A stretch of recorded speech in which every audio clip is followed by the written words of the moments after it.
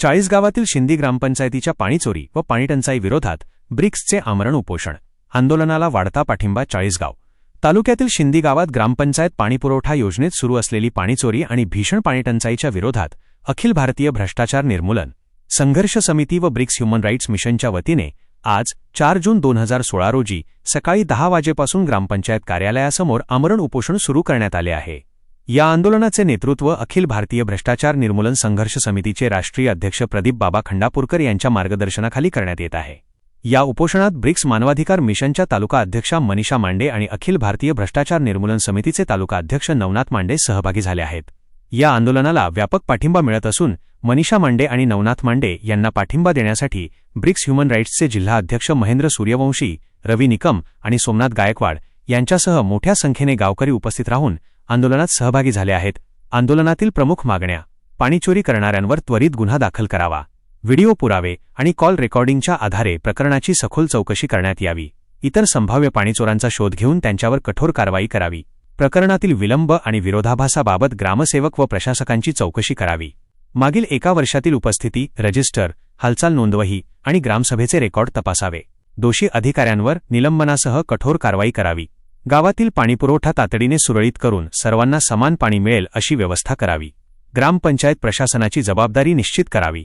जोपर्यंत या मागण्या मान्य होत नाहीत तोपर्यंत हे आमरण उपोषण सुरूच राहणार. नमस्कार, जय शिवराय.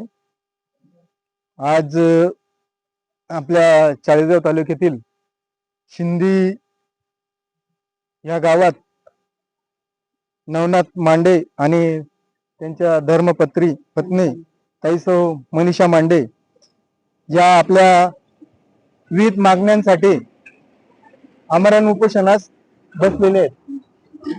आणि मागण्या म्हणजे अशा नाही की खूपच म्हणजे तालुका स्तराला मागण्या आहेत बुवा, एक गाव पातळीच्या मागण्या आहेत त्या. या गावकऱ्यांना सुविधा मिळाली पाहिजे, वेळेवर पाणी मिळालं पाहिजे, जी पाण्याची जी चोरी वगैरे होते ती थांबली पाहिजे. या किरकोळ मागण्या आहेत. आता चोरी होते म्हणजे काय? पाण्याची चोरी होते. ग्रामसेवकांचं काम आहे पोलीस स्टेशनला जाऊन अर्ज वगैरे सादर करणे, त्यांच्यावर गुन्हे दाखल झाले, बरोबर आहे ना? जे किरकोळ काम आहेत. आणि आम्हाला 2-3 दिवसांना आडे पाणी मिळालं पाहिजे. पण येथील या ठिकाणी जेव्हा आलो तर बऱ्याचशा गोष्टी या उघड झाल्या.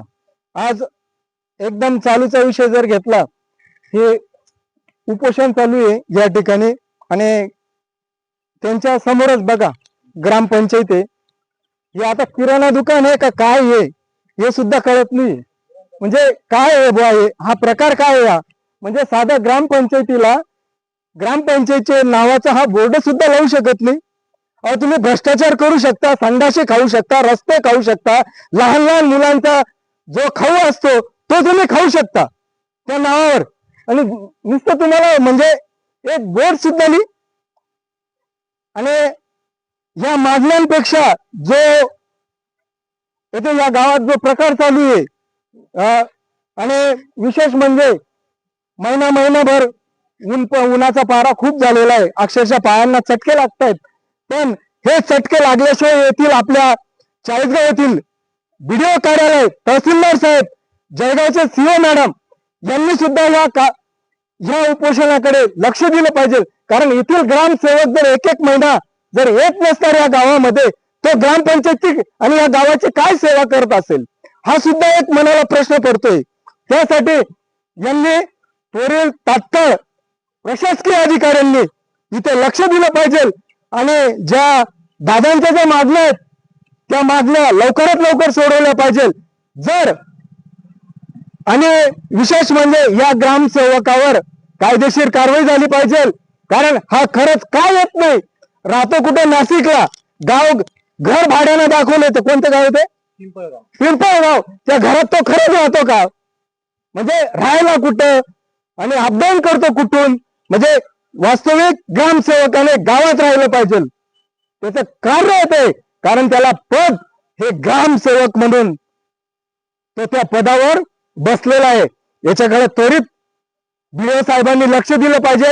आणि तो खरंच काय करतोय, काय नाही करत आहे, खरंच गावाची सेवा करतोय का कुठे दुसरी सेवा करून राहिला तो, याच्याकडे शंका म्हणून आम्ही पाहतोय. याच्याकडे त्वरित लक्ष दिलं पाहिजे. एवढीच माझी बीडीओ प्रशासकीय अधिकारी यांना माझी विनंती आहे. जय शिवराय.